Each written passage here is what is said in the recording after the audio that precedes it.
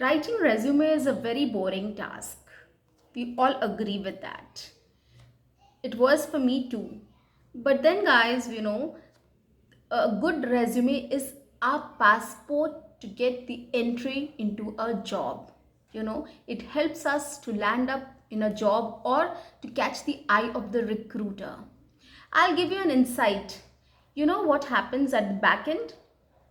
Me as a recruiter, when I post a job, we get hundreds and thousands of resumes. How do we go through it or go about it? So what we do is we put the keywords and we shortlist or select some resumes. And nowadays, of course, I'm going to talk about that little later in the video. So we shortlist those profiles, and once those profiles are shortlisted with the keywords, then we start looking at the professional experience, or if it is a fresher, then we start looking at the way the resume is written, the clarity, and to understand what goal or what kind of personality the person is. So these are the things which attract a recruiter. That is why here I'm back to discuss about 4 trending or golden rules of resume writing. Now, the industry trends keep on changing. We might have prepared our resume 10 years back, or 4 years back, or 5 years back, or 2 years back. So we keep on editing that. But we should also keep in mind that there are some, golden rules or trends in the industry which we need to follow while we are writing a resume for a present job which we are going to apply. So here you go. I'm going to start with the first golden rule, which is focus on the keywords. Now I'll tell you why. So anyways, the keywords are very important. And how should we focus on the keywords? How should we know what keywords we can use to get the job, or how to put those keywords in our resumes so that our resume gets shortlisted? This and many more other tips I'm going to discuss in this video. So keep watching, do subscribe, like and share my video, and watch my video till the end so that you don't miss on the tips which I'm going to give later. Okay, so coming back to the keyword thing. Nowadays, you all know about ChatGPT, you all know about AI. So companies, what they do is their recruitment tool has these keywords which they have the software wherein they put these keywords, and whenever you apply for a job, it automatically gets shortlisted on the basis of keywords. So there's no manual effort there. It's all done by the software or the AI or the other tools which they use. So in the first place, if you don't have those keywords which matches the job description, your resume will not get shortlisted. So that is why I'm talking about keywords. Focus on what the keywords is required to do the job which you are applying for. Now, how to do that? Whenever you get a job, you just go through the job description. When you go through the job description, you'll get and understand what keywords they are focusing on. So understand those keywords, what they are focusing on, and then relate it with your experience.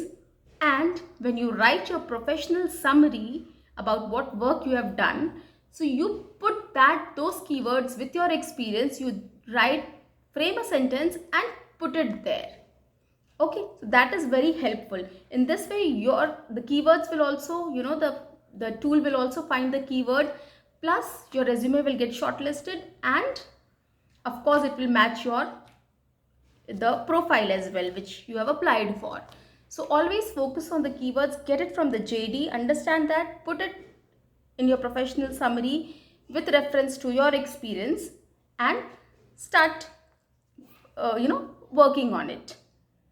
The second thing is always as I told you that you have to go through the JD and you have to match the experience, and you have to write your experience accordingly. So this is very important. The third is LinkedIn profile link.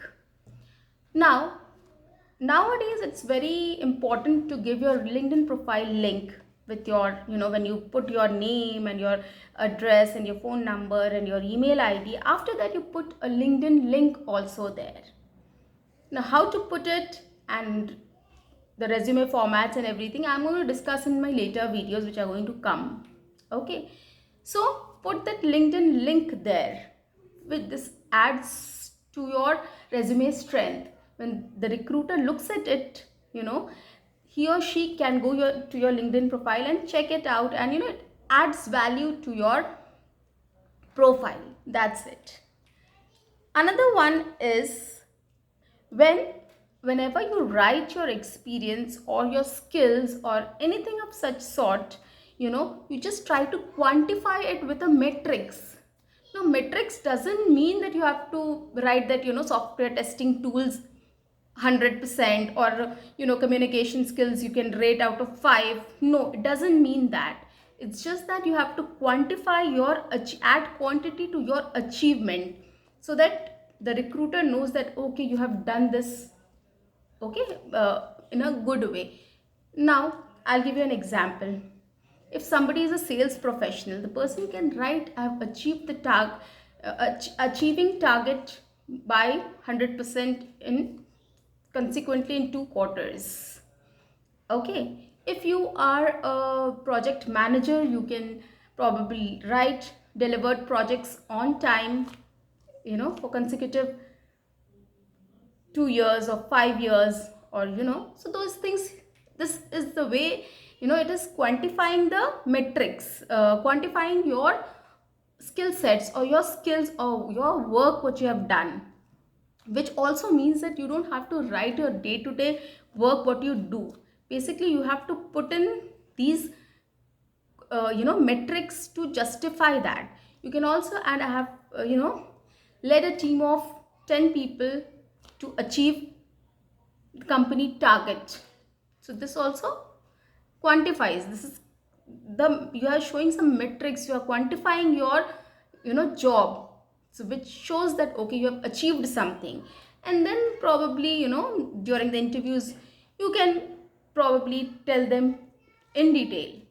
Okay, so these are the 4 things which I wanted to discuss with you, which again I'll repeat. First is keyword focus, second is experience and JD should, you have to be in line with JD. Your experience should be in line with JD.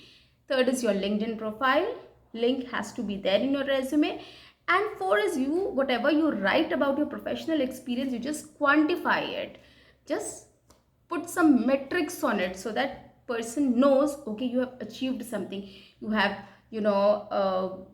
delivered the project on time, or you have, achieved the sales target in the quarter consecutively, or you have hired 100, your company, when you was hired, you recruited 50 professionals, you have added 50 professionals or 100 professionals to the company's growth.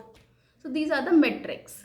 So guys, I hope you understood my points, and you will definitely work on it and prepare your resume according to the latest market trends. See you. Bye bye. Take care.